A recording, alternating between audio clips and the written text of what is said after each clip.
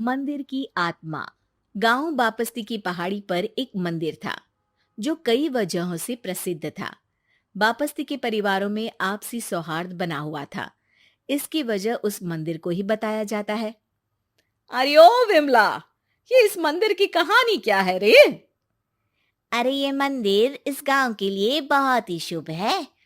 अरे शुभ तो है, तो फिर भी लोग इस मंदिर से दूर क्यों रहते हैं? ये इतना वीरान क्यों रहता है? अरे बड़े बुजुर्ग कहते हैं कि मंदिर में आत्माओं का राज है, जो लोगों की मदद करते हैं, लेकिन मंदिर से सभी को दूर भी रखते हैं।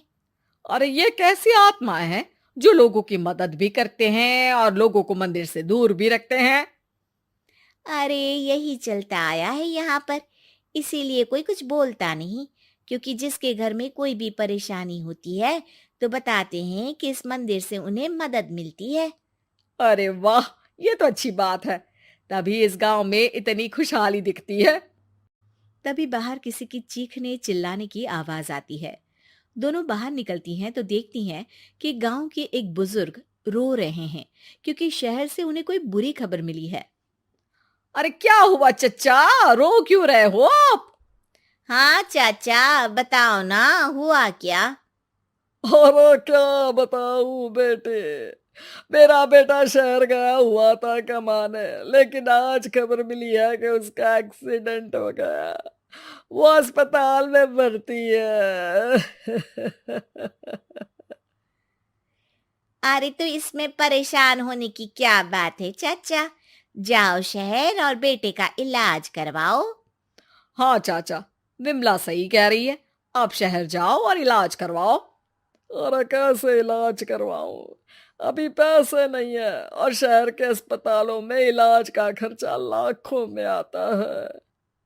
अरे चाचा, भगवान पर भरोसा रखो, कहीं ना कहीं से मदद जरूर मिल जाएगी।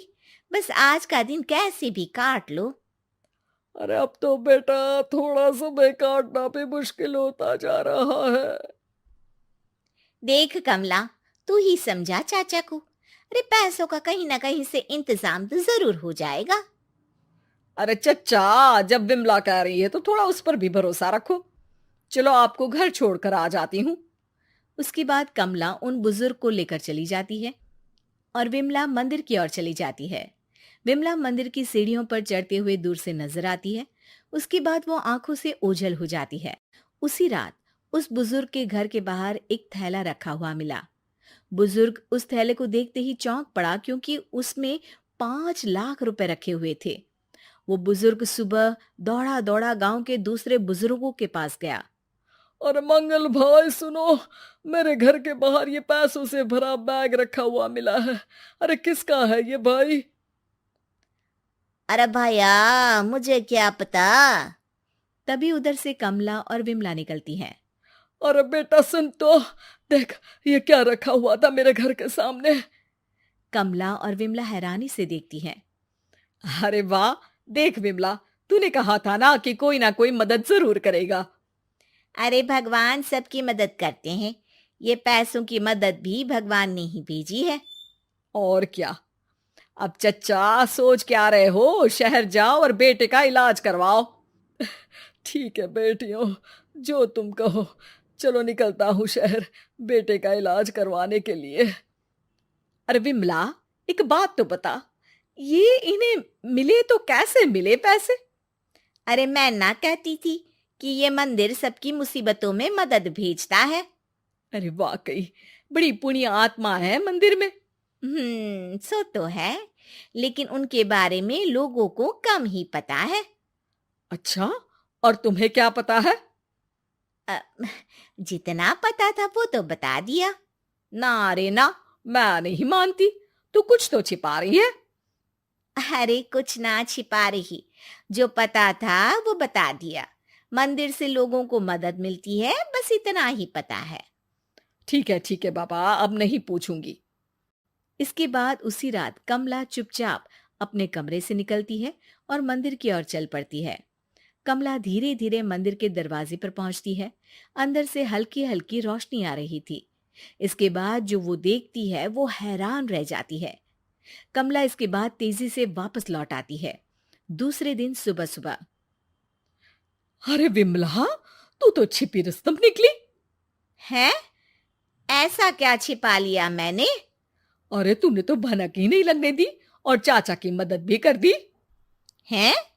ये क्या कह रही हो? ऐसा कैसे कह सकती हो तुम? मैंने कोई मदद वदद नहीं की।